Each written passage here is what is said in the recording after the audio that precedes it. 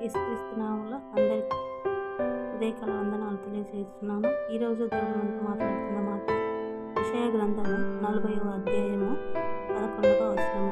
గొర్రెల కాపరి వలె ఆయన తన మందను మేపును, తన బాహువుతో గొర్రె పిల్లలను కూర్చి రొమ్మున ఆనించుకొని మోయును, పాలిచ్చు వాటిని ఆయన మెల్లగా నడిపించును.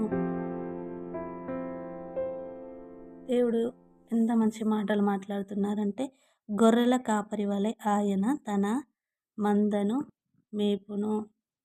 మనమందరము ఆయన గొర్రెలం, అంటే ఆయన కుమార్తెలం. ఆయన మనల్ని నడిపించే తండ్రి, మన నాయకుడు, మన విమోచకుడు, ఆయన సజీవుడు.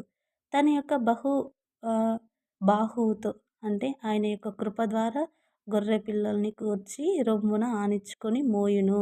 అంటే ఆయన కృప ద్వారా మనల్ని సమకూర్చి తన యొక్క రొమ్మున ఆనించుకొని మనల్ని మోస్తున్నాడు. అందుకే కదా మన పాపము, మన దోషము దేవుడు మోసుకొని వెళ్ళిపోయాడు. ఇదిగో లోక పాపమును మోసుకొను ఓ దేవుని గొర్రె పిల్ల, పాలిచ్చు వాటిని ఆయన మెల్లగా నడిపించును. అంటే మనం ఇప్పుడే దేవునిలో ఎదుగుతున్నాము. దేవుడు అంటే ఇప్పుడే తెలుసుకున్న వారు ఉన్నారేమో.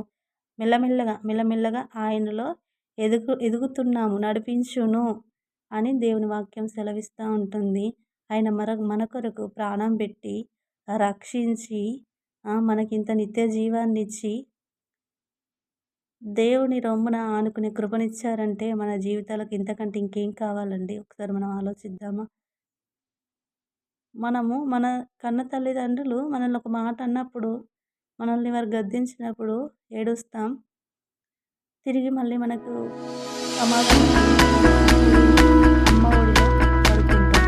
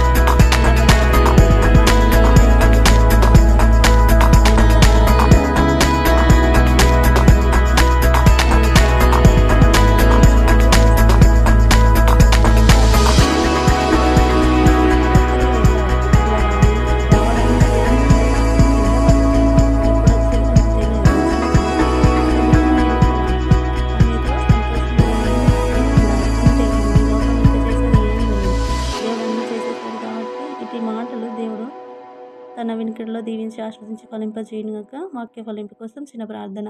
మహాపరిశుద్ధుడా, గొప్ప దేవుడా, మీ ఘనమైన ఉన్నతమైన